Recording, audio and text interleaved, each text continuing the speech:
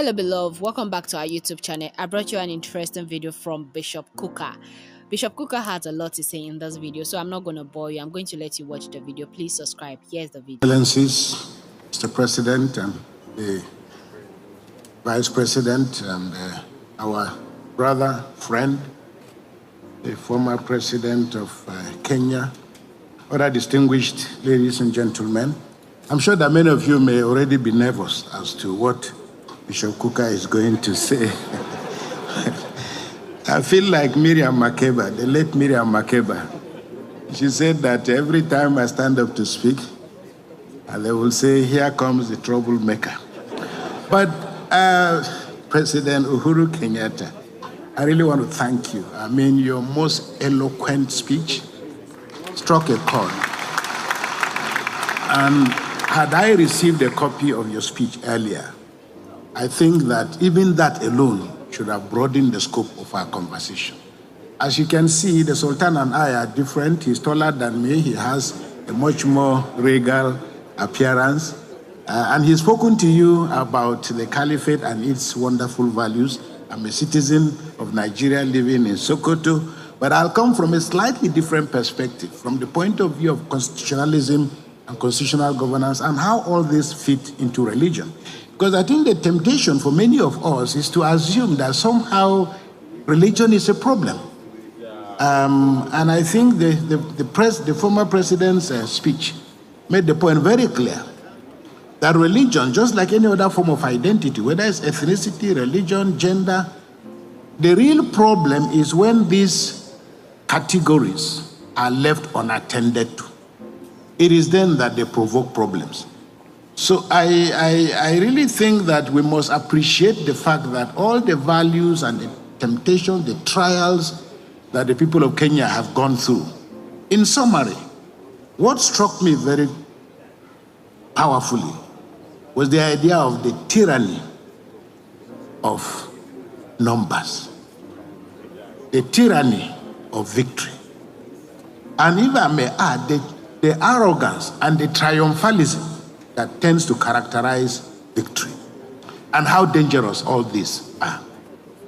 Because numbers are important, but they're only important up to a point. And the real challenge is what you do and how you aggregate these numbers for national development. And I think Nigeria and Africa in general must wake up to the threat that is posed by the emergence of what you call illiberal democracy. 20 years ago, this word was not talked about, but now it is in the vocabulary of political science, that there is a resurgence of democracies that look like democracies but don't work like democracies. They conduct elections, they have judiciaries, they have political parties, but in the final analysis, they are a halfway house between the values of democracy and dictatorship and tyranny. And I think that the guest speaker has given us all the ingredients we require to be able to walk through the challenges. And I saw the Vice President-elect smiling. He's somebody I already know, and I appreciate the depth of his intellect and his capacity to process a lot of the issues that are on the table. There are many people, including Christians, who will be disappointed that Bishop Kukah is standing here, because there's been a lot has been made out of the fact that we are dealing with a Muslim set of people who have won the elections. What are the implications of this for Nigeria? And of course, with one side of our mouth, we also say as Nigerians that we want people to be able to govern us, who love us, who cherish us, and who understand the principles of the management of diversity. Now, we will not be nervous, and we really should not be nervous about the future. Not only because it is in the hands of God, but I think that the greatest value, and I hope that this lecture that has been delivered by Uhuru Kenyatta, although unfortunately, sir, you've been in Nigeria twice, but we are not yet Uhuru. We are aspiring. We're not yet Uhuru yet. But I hope that it provides the incoming government with the texture, the material that it requires, because how to build a good society is not a complicated thing. It is not a complicated thing. And the principles and the question, because one of the things that SGF said to me was also the fact that we'll be talking about the fact that as Nigerians, we are better together. Everybody knows that we are better together. But the first question to ask is, who are we? After 9/11, the American political scientists were asking the question, who are we? Because there was a problem in terms of who people are. And I think if you live in Nigeria, all of us know. And this is why those who listen to me will attest to the fact that I don't like to talk about religion, in part because I don't believe there is a religious problem. But somehow the Western media, the Nigerian media, and the political elite have assumed the fact that there is something between religions and that there is a conflict between religions. There is absolutely no conflict, between religions. I say to people, assuming, for example, we all have knives in our houses. Assuming you come back from work and your wife is in the kitchen, and she comes to welcome you with a knife in her back with which she's been slicing onions, you will have no problem entering the house. But if you had a fight with your wife before you left the house, and your husband comes back and knocks on the door, and you see your wife with a knife, you will pull back. So knives by themselves are not a problem. It's what you do with them. In the same way that, identities are not a problem. Identities are not a problem. It's how you activate those identities and what you do with them. Now, will I be walking around Nigeria and people say to me, we worry about you being in Sokoto, and when I speak, I can tell a million stories. And I give you an example. What happened in Sokoto? With the tragic story of Deborah.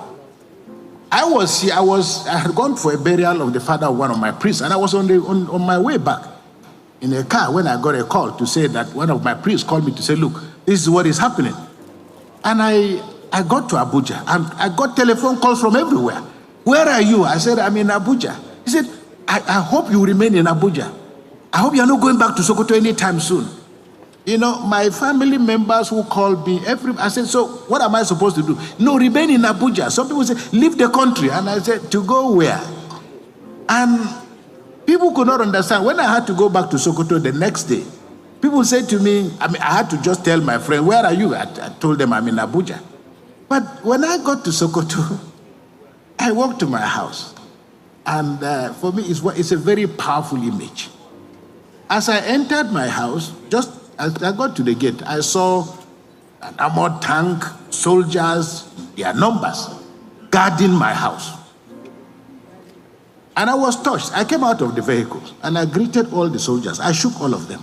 But I saw from their faces, they looked to me very much like Fulani people. The soldiers who were guarding my house. By their height and so on. So when I went in, then later in the evening, I came back and I started talking to them. There were about 12 or 14 of them.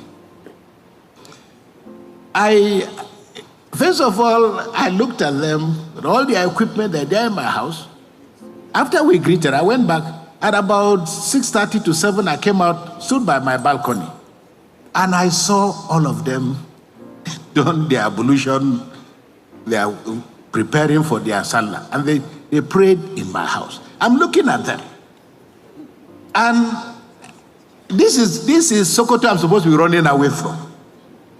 And here are these people, they are Muslims, they are Nigerians, they are here to protect me. Nigeria is a complex country of great possibilities, great contradictions, about which we will not be in this crisis. Managing diversity is a science. The World Bank knows this. My brother, Dr. Akunyumi, is here. He's going to talk about all this. They understand, and no country, no business, no family, no organization has a future if you don't figure out how to manage diversity. I want to conclude by saying religion has been turned into a weapon, and it's a weapon of choice for politics and politicians. The danger and the challenge for us as religious leaders, because the Conservative Party in England, because the British government was a theocratic state, so to say, and the Conservative Party was literally part of the Anglican Church. And the joke used to be that the Anglican Church is the Conservative Party at prayer. The danger with being captured by politicians is that religious leaders, and I tell people, when people talk about Asiwaju Bola Tinubu, Atiku, Peter Obi, and all of these people, I work with the vice president-elect. I served for 6 years or so in Atiku's university. Peter Obi is my very close friend of very many years. And I'm a Nigerian, and I can work with anybody. And we must get to that point in which we have enough trust in ourselves. So religion in Nigeria, the section 10 of the Constitution talks about the fact that the state should not adopt religion as a state religion. But we know that the reality is completely different. So the challenge for us going forward is to address the issue. What is the meeting point between religion and politics? For us as Christians and as Muslims, we must understand we are first of all citizens of the Federal Republic of Nigeria who just happen to be Christians or Muslims. We could be anything else. And our inability to appreciate those differences also is directly related to the way the political class has continued to treat us. Let me put it that way. Because if you are not able to manage diversity well, people have gotten out their pens and their pencils. When you call out ministers, everybody is looking at who is from my village, who is from my town. Because, no thanks, we have come to associate opportunity, privilege with having your own person in power. It's not the way to go, but the reality has led us otherwise. So I want to say that, first of all, Nigeria must heal. Nigeria must heal. But we also must have the courage to identify the scars, the wounds, the injuries. The worst thing that can happen to us is to pretend that everything is okay, because everything is not okay. We have so many of our citizens who have lost their lives. We have so many of our citizens who are still in captivity. Managing diversity and managing differences is not about religious leaders talking together. It is about whether the state can create the kind of infrastructure, the guardrails, that can help Nigerians move as citizens of their country. But right now, there is how people feel because they are Christians or Muslims. There is how people feel because they are women. The levels and categories of exclusion are so tremendous and so immense. So I hope that going forward, the things that the guest speaker has spoken about most eloquently, that is, how do you manage victory? How do you manage victory? How do you mutate from being a politician who was contesting election to being a politician who has won elections? Very often. And what is clear to us in Africa, why religion, why ethnicity, why all these things continue to injure our countries, is largely because we have not come to terms with the fact that power is just about, as somebody said, our turn to eat. Michaela Wrong's book, I know Michaela pretty well. She autographed a copy of her book. But her arguments were most eloquent, because her arguments were largely, if the Kalenjin did very well under Arab Moi, and if your dad and Mwai Kibaki and other people who are, if they've done well, it was almost natural that the man contesting for election against you would say, it is our own turn to eat. And we can see what power has been. Therefore, it is our turn to continue with the things that other people have done, privilege their community, privilege their... So we cannot grow a country like this. We will remain volatile. And as you see on a racetrack, everybody stands or kneels differently. There is no advantage. The locations may be different. But when the gun is fired, the man who is right closer to the inner part of the ring is a little bit away.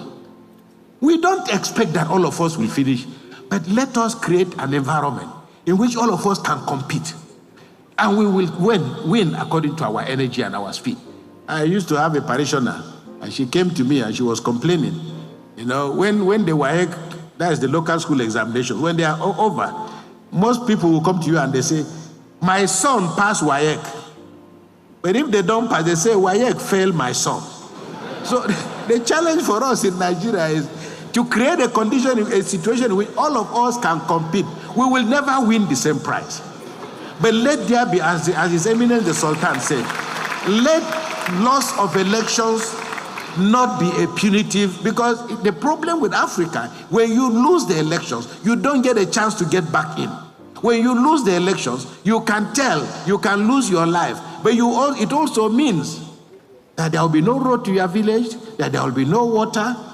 And African politics must remain and will remain violent unless and until we find an equilibrium in which, one, we are citizens of a country. My constitution allows me the right to stop being a Catholic or to stop being a Christian today. His Eminence always jokes with me. He says to me, they sent you to Sokoto so that we can convert you and make you a Muslim. And the Constitution allows that.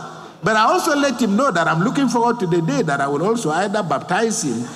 But we can talk about that. But the challenge for those, and I want to end by saying, right now, 133 million Nigerians are suffering from various levels of multidimensional poverty. Okay? I've not turned the light and seen a part where Muslims are living that they have light. I've not seen a part of the country where Muslims are eating and the rest of us are not eating.